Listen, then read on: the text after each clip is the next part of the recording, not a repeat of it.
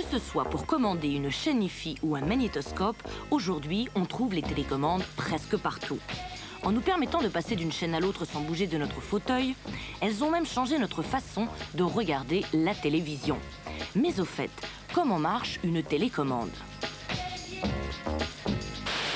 Lorsqu'on appuie sur une touche d'une télécommande, elle émet un rayon infrarouge grâce à une ou même à plusieurs lampes émettrices. Ce rayon infrarouge est une onde lumineuse. Mais il est invisible pour l'œil car sa longueur d'onde est trop grande. Par contre, une cellule photoélectrique placée sur la télévision le perçoit et le transmet sous forme électrique à un microprocesseur.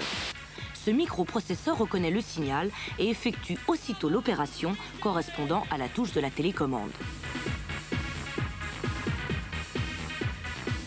Pour que le microprocesseur puisse reconnaître la touche qui a été enfoncée, il faut que le signal émis soit différent pour chaque touche. Comment se compose ce signal? À chaque touche correspond un nombre binaire, c'est-à-dire composé uniquement de 0 et de 1. C'est ce nombre transmis sous forme de rayons infrarouges que le microprocesseur de la télévision reconnaît. La télécommande envoie donc des impulsions lumineuses, des flashs. Pour un 0, ce sera par exemple 2 flashs très rapprochés. Pour un 1, ce sera 2 flashs éloignés. Le signal émis est donc une sorte de morse lumineux. La télécommande infrarouge peut être comparée à une lampe de poche programmée. C'est pour cela qu'elle ne fonctionne pas si un objet opaque se trouve devant la télé. Par contre, pas de problème avec une vitre. Toutes les télécommandes à infrarouge fonctionnent selon ce principe. Mais heureusement, une même télécommande ne peut pas commander d'autres appareils que celui pour lequel elle a été prévue. 2 raisons à cela. Le rayon lumineux émis par la télécommande a une certaine couleur. D'un modèle de télécommande à l'autre, cette couleur varie légèrement. Or, la cellule photoélectrique du récepteur ne reçoit qu'une seule et même couleur. D'autre part, la télécommande envoie un nombre préfixe, ici 1, 0, 1, qui sert à identifier le modèle de la télécommande. Si la télécommande n'est pas la bonne, ce préfixe ne sera pas celui qu'attend le microprocesseur et l'ordre ne sera pas exécuté.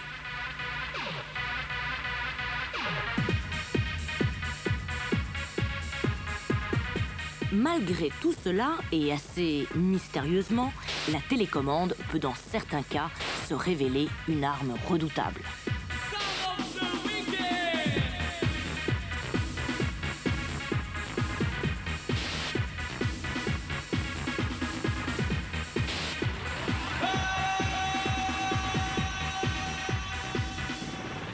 On arrête de zapper. Pour finir, un petit cours de physique appliquée sur les roller coasters géants des États-Unis.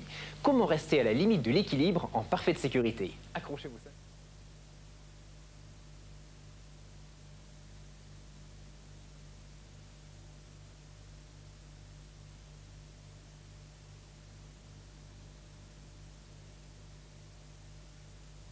On parle beaucoup actuellement des biocarburants à base d'huile de colza ou d'alcool de betterave.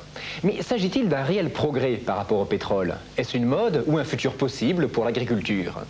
C'est l'enquête d'aujourd'hui avec notre confrère de Sciences et Vie, Édouard Launay, biocarburants, gadgets ou solutions d'avenir.